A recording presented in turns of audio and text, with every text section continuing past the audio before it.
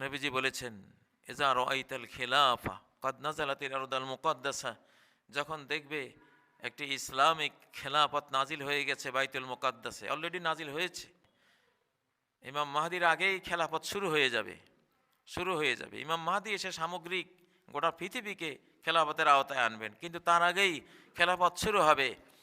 এই খেলাফত যখন বাইতুল মুকাদ্দাসে অবতীর্ণ হবে, ফাকাদ দানাতিজ জালাজিল, তখন বিভিন্ন ধরনের ভূমিকম্প সারা বিশ্বে হতে থাকবে। বেঈমানদের রাজত্ব ধ্বংসস্তূপে পরিণত করা হবে, শহর নগর বন্দর ধুলায় মিশিয়ে দেওয়া হবে। কারণ আর সময় নেই, বিশ্বকে পাক পবিত্র করতে হবে, ইমাম মাহদির জন্য রেডি করতে হবে, ঈসা আলাইহিস সালামের জন্য পৃথিবীকে প্রস্তুত করতে হবে। অতএব দুর্মুজ বাহিনী, আসমানের দুর্মুজ বাহিনী, আসমানের সৈন্যদল ক্রিয়াশীল হয়ে যাবে। ফাকাদ দানাতিজ জালাজিল, ভূমিকম্প আসবে, ধ্বংসস্তূপ হয়ে যাবে বিভিন্ন শহর বন্দর নগর রাষ্ট্র। অল বালাবিল, অস্থিরতা সারা বিশ্বে ছড়িয়ে পড়বে, নিরাপত্তা থাকবে না, গোটা বিশ্ব নিরাপত্তাহীন হয়ে পড়বে। নিরাপত্তা ব্যবস্থা ভেঙ্গে চুরে আগামী দিনের বিশ্ব নেতাদের জন্য ক্ষেত্র প্রস্তুত করা হবে। অল উমুরুল ইজাম, বিরাট বিরাট ঘটনা ঘটতে থাকবে। এখন ফিলিস্তিনে বিজয় হয়ে গেছে, বিরাট বিরাট ঘটনার এখন গেট হয়ে খুলে যাবে, দুয়ার খুলে যাবে, দাজ্জালের দুয়ার খুলবে। বিশ্বব্যাপী ধূম্রাচ্ছন্ন আকাশ হয়ে সারা পৃথিবী আযাবে পড়বে, সেটার দুয়ার খুলবে। সারা পৃথিবীতে বড় বড় ঘটনা ঘটবে, সূর্য পশ্চিম থেকে উঠে আসবে, দাব্বাতুল আরদ, সাফা মারওয়ার মাঝখান থেকে অর্থাশ্চর্য বিশাল জানোয়ার বেরিয়ে আসবে। ইয়েমেনের এডেন শহরের গভীর থেকে একটি আগুন বেরিয়ে আসবে, গোটা বিশ্বকে ঘেরাও দেবে, ঘেরাও দিয়ে গোটা মানব জাতিকে সংকুচিত করতে করতে বাইতুল মুকাদ্দাস শামের দিকে নিয়ে যাবে। সারা পৃথিবী বিরান ভূমিতে পরিণত হবে। এই ভারতবর্ষ, এই বাংলাদেশ, এই থাইল্যান্ড, এই মালয়েশিয়া, এই জাপান, আমেরিকা, ইউরোপ, আরব ভূখণ্ড, কোথাও কোনো মানব জাতি আর থাকবে না। সারা বিশ্বের মানব জাতির যে অংশ বেঁচে থাকবে তাদেরকে শামে নিয়ে যাওয়া হবে, সিরিয়া, ফিলিস্তিন এই অঞ্চলে নিয়ে যাওয়া হবে। তারপরে সেখানে ইমানদাররা 50 বছর শাসন শেষে সবাই দুনিয়া ছেড়ে চলে যাবে, মৃত্যুবরণ করবে। তারপরে পৃথিবীর শেষ কিয়ামতের প্রস্তুতি চলবে। এখন আল্লাহ অপরাধীদেরকে নাস্তানাবুদ করবেন এবং যারা সৎকর্ম পরায়ণ আছেন তাদেরকে প্রতিষ্ঠিত করবেন, তাদেরকে বিশ্বব্যাপী বিজয়ী করবেন। এটা কোনো দেখার বিষয় নয় যে কার অস্ত্র কত বেশি আছে, কার সৈন্যবল কত বেশি আছে। এই পৃথিবীর সকল কিছু আল্লাহর সৈন্য। ওয়ালিল্লাহি জুনুদুস সামাওয়াতি ওয়াল আরদ, আল্লাহর জন্যই আসমান জমিনের সকল সৈন্যবাহিনী। আসমানও আল্লাহর সৈন্য, সূর্য আল্লাহর সৈন্য, হাজারো লাখো ট্রিলিয়ন ট্রিলিয়ন গ্রহ তারা আল্লাহর সৈন্য, কুল মাখলুকাত আল্লাহর সৈন্য। অতীতের মশক বাহিনীর আক্রমণে নমরুদ ধ্বংস হয়েছে, তার বাহিনী নিপাত হয়েছে, মশকগুলো আল্লাহর সৈন্য। ব্যাং বাহিনীর আক্রমণে ফেরাউন ততস্থ হয়েছিল, সেই ব্যাং বাহিনীও আল্লাহর সৈন্য। পঙ্গপাল, তারপরে চার পোকা, এক এক যত মখলুক আছে সবগুলো আল্লাহর সৈন্য। আল্লাহর সৈন্যের কোনো শেষ নেই। বিশ্বের 52টি সর্বাধুনিক অস্ত্রশস্ত্রের মালিক আফগানিস্তানকে মাটিতে মিশিয়ে দিয়েও পরাস্ত হতে হলো, পালাতে হলো। ফিলিস্তিনিও তাই হলো, সামনেও তাই হবে ইনশাআল্লাহ। আল্লাহ বলেন, ওয়াকানা হাক্কান আলাইনা নাসরুল মুমিনিন, আমার উপরে ফরজ দায়িত্ব এটা যে আমি মুমিনদের অবশ্যই বিজয়ী করব। অস্ত্র যাই থাকুক না থাকুক, সৈন্যবল যাই থাকুক না থাকুক, মুমিনদের বিজয়ী করা আমার দায়িত্ব। ওয়াকানা হাক্কান আলাইনা নুনজিল মুমিনিন, আমার উপরে হক, আমার উপর অবধারিত যে আমি মুমিনদেরকে নাজাত দেব। প্রিয় ভাইয়েরা, অতএব আল্লাহর দিকে আসুন, আল্লাহর দিকে আসুন, আল্লাহর উপর ভরসা রাখুন। নিজের যা আছে তা নিয়েই আমাদের প্রস্তুত থাকতে হবে। আমাদের চারপাশে শত্রু যত বড়ই হোক, বিজয় তাদের মানচিত্র বড়, এটা দিয়ে হবে না। বিজয় তাদের সৈন্য বল বেশি, এটা দিয়ে বিজয় আসবে না। অস্ত্রবল অনেক বেশি, তা দিয়ে বিজয় হবে না। যুদ্ধ জয় করে মানুষ, অস্ত্রে নয়। মুমিনদের যুদ্ধে বেঈমানদের সাথে অস্ত্র দিয়ে ফয়সালা হয় না, ফয়সালা হবে ঈমান দিয়ে, ফয়সালা হবে আল্লাহ কার সাথে আছে সেটা দিয়ে। ওয়ালান তুগনি আনকুম ফিআতুকুম শাইআন ওয়ালাউ কাসুরাত ওয়া আন্নাল্লাহা মাআল মুমিনিন।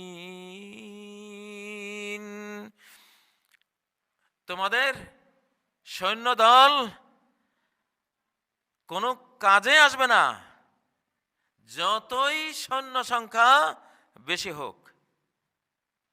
আর আল্লাহ তো মুমিনদের সাথে আছে। অতএব জয় পরাজয় হবে আল্লাহর সাথিত্ব দিয়ে। তিনি কার সাথে আছেন? তিনি তো কখনো শয়তানের সাথে, ইবলিসের সাথে, বেঈমানদের সাথে থাকেন না। প্রতিপক্ষে যদি ঈমানদার থাকে তারাই বিজয়ী হয়। অতীতে মুসা আর ফেরাউনের যুদ্ধে ফেরাউন হেরে গিয়েছিল, তার ঈমান নেই। মুসা আলাইহিস সালাম জয়ী হয়েছিলেন যেহেতু তাঁর ঈমান ছিল, তিনি ঈমানদারদের নেতৃত্ব দিচ্ছিলেন। নূহ আলাইহিস সালাম আর তার জাতির যুদ্ধেও তার জাতি, বিশাল জাতি বন্যায় তলিয়ে গেল, আর তিনি মুষ্টিময় ঈমানদার নিয়ে বিজয় হলেন, কারণ তার ঈমান ছিল। আর বেঈমানদের ঈমান ছিল না। নমরুদ আর ইব্রাহিম আলাইহিস সালামের যুদ্ধেও ইব্রাহিম আলাইহিস সালাম জয়ী হলেন ঈমানের কারণে। হাসবুনাল্লাহু ওয়া নি'মাল ওয়াকিল বলে নমরুদের আগুন ঠান্ডা হয়ে গেল, গলে গুলজার হয়ে গেল, বরদান ও সালামন হয়ে গেল। প্রিয় বন্ধুরা, এই যুগেও আমাদের দেখতে হবে আল্লাহ আমাদের সাথে আছেন কিনা সেটা। আগামী বাংলাদেশে ঈমান বিজয়ী হবে, কোনো জনসংখ্যা বিজয়ী হবে না। কার জনসংখ্যা কত বেশি, কার ভোট কত বেশি, এটা দিয়ে বিজয় আসবে না। বিগত 17 বছরেও জনসংখ্যা দিয়ে বিচার হয়নি, বিজয় আসেনি। যেটা এসেছে সেটা ঈমান দিয়ে এসেছে, আল্লাহ মুখিতা দিয়ে এসেছে। আল্লাহ যাদের সাথে আছেন তাদেরকে আল্লাহ বিজয় দিয়েছেন। বিজয়ী যারা হয় তারা মালিক হয়। বাবর যখন পানিপথের যুদ্ধে বিজয়ী হয়েছিলেন 120 জন হিন্দু রাজার উপরে, তখন হিন্দুস্তান তার রাজ্য, সাম্রাজ্য বিজয়ীদের হয়। মহানবী সাল্লাল্লাহু আলাইহি সাল্লাম যখন মক্কা জয় করেছিলেন, মক্কা তখন তার। আরবের বিভিন্ন অঞ্চল জয় করেছিলেন, সে অঞ্চল তার। মুসলিমরা ইরাক জয় করেছিল, সেটা তাদের। পারস্যের বিশাল সাম্রাজ্য মুসলিমরা জয় করেছিল, সেটা তাদের। তালুত যখন জালুতকে পরাস্ত করেছিল, তখন তালুত মালিক হয়েছিল। যারা জয়ী হয় তারা মালিক। এটা আল্লাহর সিস্টেম। وقتل داود جالوت وآتاه الله الملك والحكمة وعلمه مما يشاء। তালুতকে আল্লাহ তাআলা ক্ষমতা দিয়েছিলেন, তালুতের নেতৃত্বে যুদ্ধ চলছিল। দাউদ জালুতকে হত্যা করলেন, আল্লাহ দাউদকে সাম্রাজ্য দিলেন, সাম্রাজ্য চালাবার কলা কৌশল দিলেন, আর যা আল্লাহ চাইলেন তা শিক্ষা দিলেন। এই মানচিত্র, বাংলাদেশের এই মানচিত্র 47 সালে মুসলিমরা জয় করেছে ভোটাভুটির মাধ্যমে। এটা মুসলিমদের হয়েছে। পাকিস্তান হয়েছিল, আবার ৭১-এর যুদ্ধে বাংলাদেশিরা বিজয়ী হয়েছে, পাকিস্তানিরা পরাস্ত হয়েছে। এটা বাংলাদেশিদের দেশ হিসেবে স্বীকৃতি পেয়েছে। ৫ই আগস্ট ২০২৪-এ ছাত্র সমন্বয়কদের নেতৃত্বে বিজয় এসেছে। ভারতীয়দের হাত থেকে, ভারতীয় শিখণ্ডীদের হাত থেকে দেশ তারা উদ্ধার করেছে, তারা মালিকানা নিয়েছে। ছাত্র সমন্বয়ক, তারা লিডার ছিল, তারা সম্মুখে ছিল, তাদের মাধ্যমে ছাত্র জনতা সেনা যুদ্ধ করে এই দেশ জয় করেছে। এখন এই দেশের লিড যেই বিষয়টি, এটি আল্লাহ তাআলা দিয়েছেন আমাদের তরুণদেরকে। এটাই সিস্টেম আল্লাহ তাআলার। অতএব তাদেরকে সাথে নিয়ে এই বাংলাদেশ এগুতে হবে। নবীন আর প্রবীণের সমন্বয় হতে হবে। বিজয়ীদেরকে অবজ্ঞা করা যাবে না। জাতীয় বীরদের সমর্থন দিতে হবে চিরকাল, স্মরণ রাখতে হবে চিরকাল। যে অকল্পনীয় বিজয় এসেছে ১৫ বছর, আমরা কেউ কেউ কল্পনা করলেও এদেশের কোটি মানুষের একজনও কল্পনা করতে পারেনি এভাবে বিজয় একটা আসবে। আল্লাহ দিয়েছেন, যাদের হাত দিয়ে দিয়েছেন তারা জাতীয় বীর। তাদের বিরুদ্ধাচরণ করা নাশুকরি হবে, অকৃতজ্ঞতা হবে, বিশ্বাসঘাতকতা হবে। এটা করা যাবে না। আল্লাহ তাআলা যাদের হাতে বিজয় দেন, যারা বিজয়ী, তারা দেশের মালিক হয়, তাদের সাথে রাখতে হয়। আল্লাহ বলেন, ইন্না ফাতাহনা লাকা ফাতহাম মুবিনা। হে মুহাম্মদ, আমি মক্কা বিজয় দিয়ে আপনাকে সুস্পষ্ট একটি বিজয় দান করেছি। এই বিজয়ের ফলাফল কি? লিয়াগফিরা লাকাল্লাহু মা তাকদ্দামা মিন যামবিকা ওয়া মা তাআখার। আল্লাহ তোমার আগের পরের সব ভুল ত্রুটি ক্ষমা করে দিবেন এই বিজয়ের উসিলায়। তোমার পাওনা আছে, পুরস্কার আছে। ওয়ায়ুতিম্মা নি'মাতাহু আলাইক, তার নিয়ামত এই বিজয়ের সুবাদে আল্লাহর অনুগ্রহ তোমার উপর তিনি পরিপূর্ণ করবেন।